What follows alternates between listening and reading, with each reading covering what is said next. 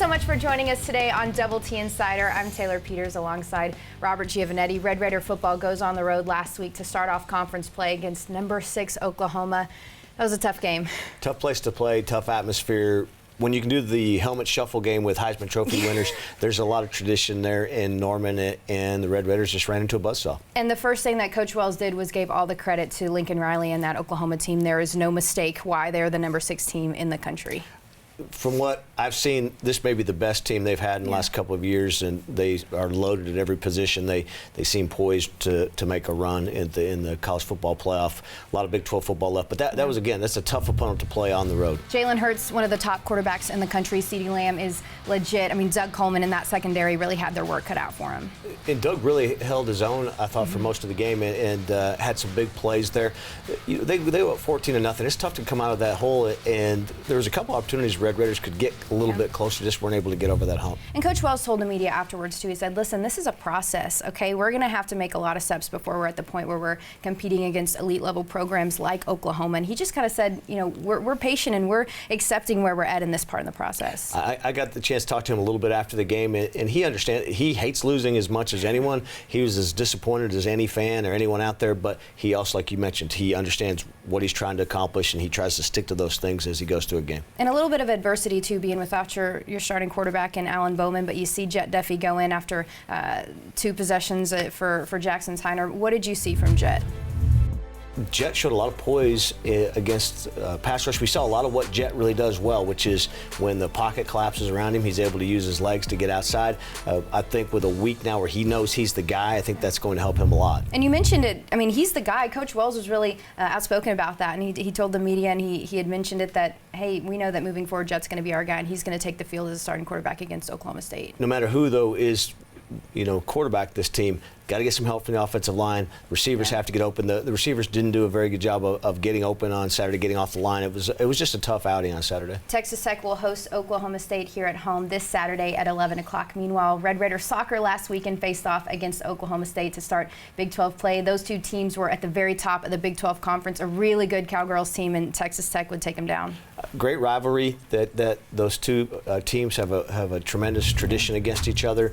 To get that first match at home against a ranked opponent, a pretty rowdy crowd. It was a fun night, and there was a big win. And for that goal to come from Demi Kulizakis, too, is special. She's had a tremendous senior season so far. I think the thing is that a lot of people have to step up. So much attention being placed on Kirsten Davis now that you have to be able to be ready when your opportunity comes, and we saw that on Thursday. And Kirsten Davis is kind of thriving in that attention, though. I mean, she on Sunday would score the lone goal for Texas Tech. I mean, she is sensational this year, but she's got a really good group of players around her. Really does, and you think of again, that's been a team that's overcome some injuries and some adversity, and they've been able to handle that so far. Red Raider soccer will go on the road to face off against Iowa State this weekend. Coming up next on Double T Insider, we visit with head coach Tom Stone.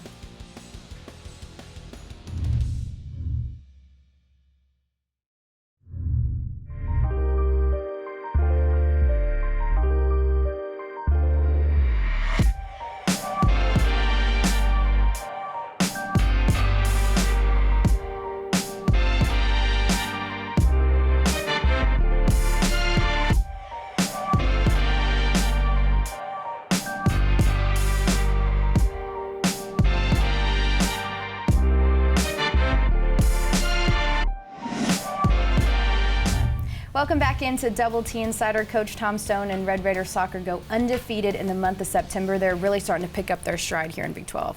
And a tough schedule. They go undefeated.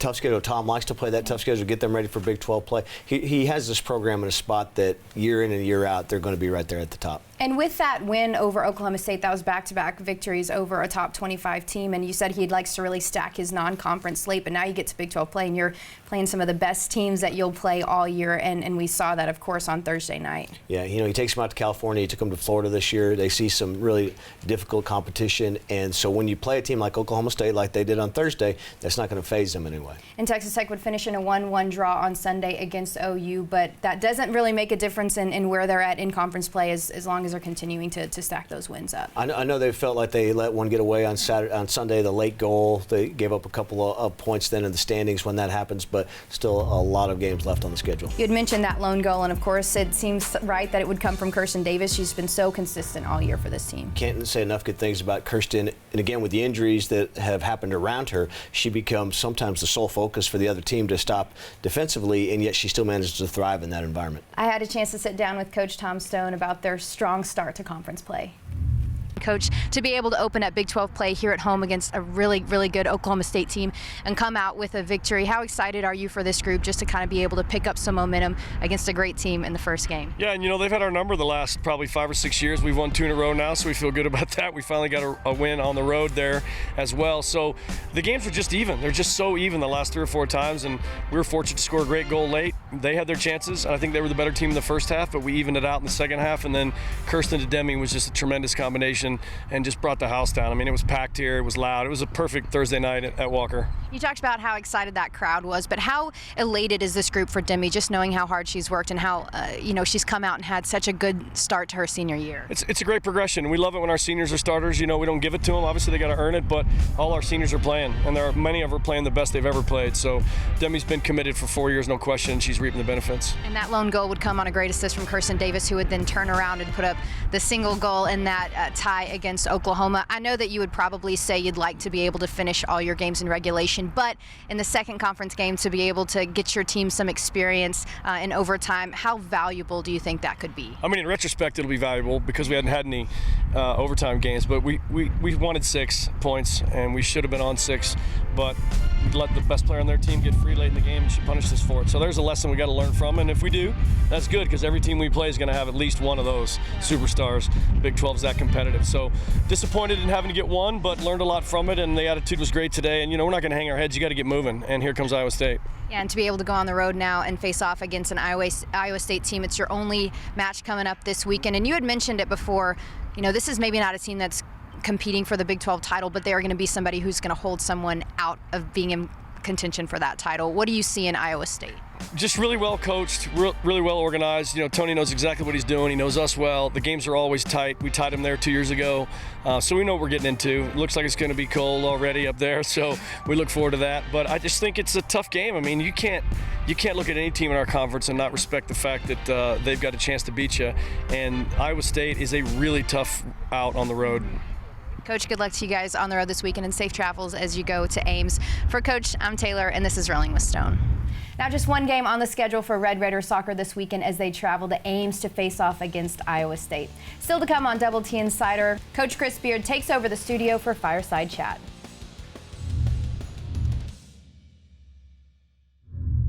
Welcome to this week's edition of the Fireside Chat. Joined this week by 2 special guests. My good friend, Coach Greenberg. Coach. What's up, Coach? Welcome to the Fireside Chat. Fire looks good, man. And joined by Coach and I this week, 10-year-old Lubbockite. How you say that? Lubbockite?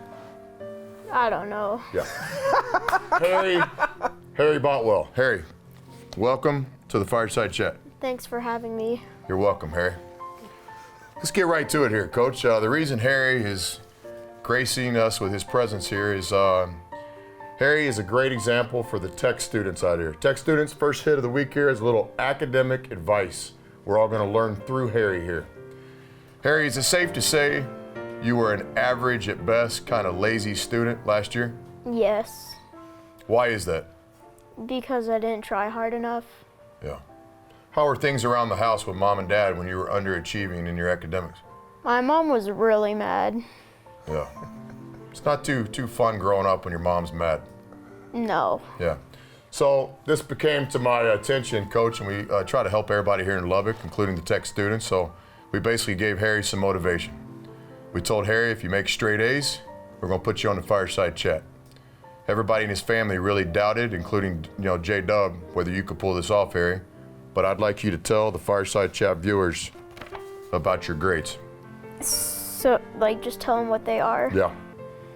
So in art, I have a highly satisfaction. In reading, I have a 92. In math, I have a 92. In social studies, I have a 94. In science, I have a 95. Coach, I'm no mathematician, but I think that means he had straight A's. Straight A's all the way. A little bit of motivation. It's unbelievable. Yeah. Harry, I'm so proud of you. How did you get things turned around? I just tried harder. Tech students, breaking news. Coach, we're going to let you read Oh, I get breaking news. This doesn't get any better than this. This season, as a way to reward our season ticket holders for using their tickets, there'll be a special prize giveaway built into various games during the course of the season, not at the conclusion. That's I like right, that. Coach. I mean, like right in the moment. Forget about it. Each and every game, you get a little something back, right? We're asking you to go that little extra effort this year on the nights you can't come to the games. Please give your tickets to people and make sure your seats are filled. Season ticket holders, thank you for everything you've done for our program the first 3 years. What do you think we should give the season ticket holders, Harry? What's a good gift for old people? Coffee mug's always good. God, Harry, that is solid. That was unbelievable. Coffee mugs. Season ticket holders, coffee mugs if you come to the games, please.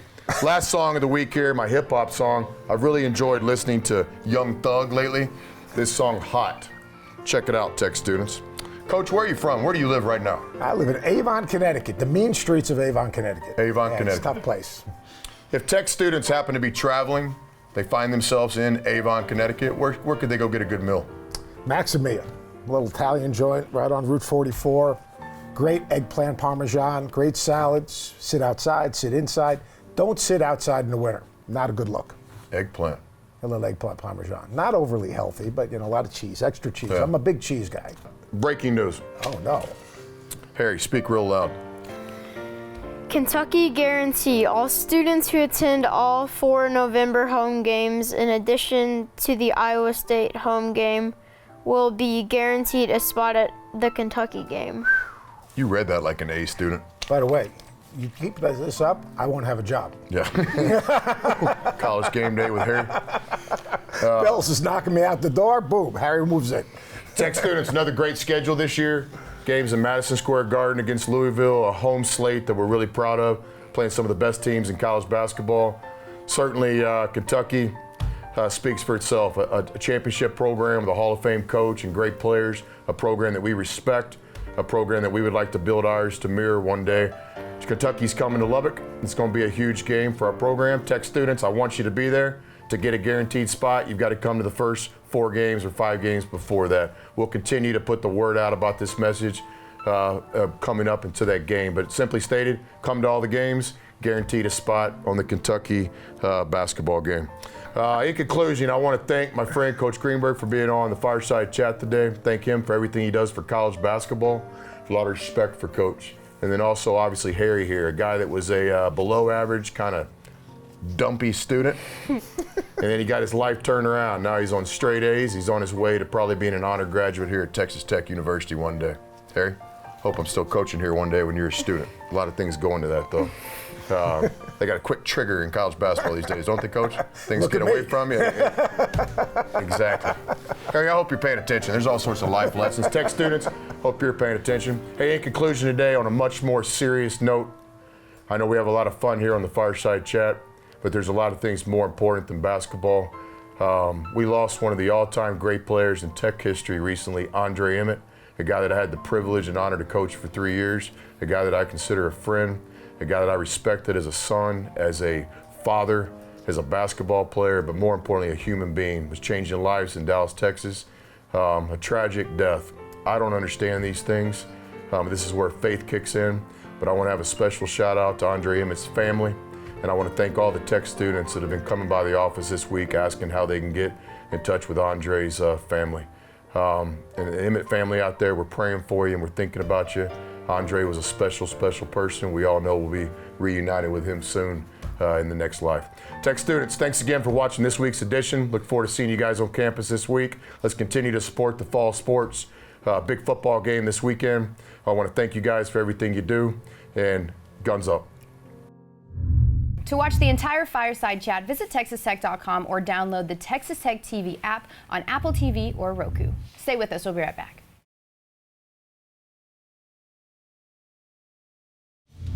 Welcome back into Double T Insider. I'm Taylor Peters, and I'm so excited to be joined here on set by the #2 doubles tennis team in the country, Parker Wynn and Bjorn Thompson. First of all, congratulations to the both of you. That's a huge accomplishment. Thank you. And I know that you guys are really busy right now, so I appreciate your time. But Parker, we'll start with you. You guys had an opportunity to be able to play in the 2018 ITA National Championships. You finished runner-up, but what does that experience provide you as far as you know, just getting able to play against some of the best teams in the country? Yeah, it was. That was a fun tournament for sure. That was like our third tournament together in the fall? Because I mean, Bjorn's obviously been here. This is his 5th year at Tech. That was my first semester at Tech because I just transferred from Louisville, and so it was our first couple tournaments. We played in Harvard. We struggled a little bit, and then we played at the All-Americans in Tulsa, and we got off to a slow start there. But I felt like as the tournaments progressed, we got better and better together, and then it just kind of all came to fruition in Arizona. And yeah, getting to play against all the best doubles teams in the nation there, it kind of, you know, we were able to solidify ourselves because we got kind of a low ball ranking preseason, and so we felt like, you know, we had something to prove. And we've definitely felt like we proved ourselves there. You know, obviously we wanted to come away with the championship, but I felt like for a third tournament playing together, that was a really good result for us, and we kind of rode that momentum into the spring as well. Yeah, and he talked about that momentum. Bjorn, I mean, from your experience, I mean, what is it about this group that's allowed you to be able to play so well together and to be able to compete at that elite level? Me and Parker or our team? Well, the two of you specifically at that tournament. Very good. Parker's great to play with. He's always fired up. You know, we get along really well, stuff like that, so that always helps. We complement each other pretty well. I'm pretty sure I said the exact same 3 things in an interview last year, but yeah, it's just so fun playing together. And it builds a lot of momentum for the rest of this team too. I mean, can you just speak to, you know, the example kind of that the two of you are able to set to be able to spur the rest of your team along to success? It's super competitive now in practice. I think now when we play, especially doubles, it's always kind of, we try and take it to our team, and then our team wants to give it back and stuff like that, so it raises both our levels. And you guys are the first doubles team since 2015 to be named ITA All-American. I mean, he had mentioned you've been here as your 5th year. What does that mean for you, just to be able to know that your name's going to be sort of solidified in the record books here? Yeah, that was awesome. That was really special, and I was really happy that I could do that with Parker. That was awesome. What does it mean for you, Parker? Yeah, it's, you know, I've been to, you know, I play with 3 different partners all 3 of my years, and you know, this is the first time I've been named an All-American as well, and you know, it was a dream of mine growing up, you know, to play for Texas Tech. It didn't work out first time around through high school, but you know, when I got the second chance to come here, you know, I felt, you know, that hits home for me. You know, it's real special to put on the double T and, you know, represent myself and Bjorn, you know, represent the school as All-Americans, and that was a really cool experience, and you know, wouldn't do it with anybody else. Well, good luck to both of you as you continue for the rest of the season, and good luck to Texas Tech Tennis. Thank you so much. Stay with us. We'll be right back on Double T Insider.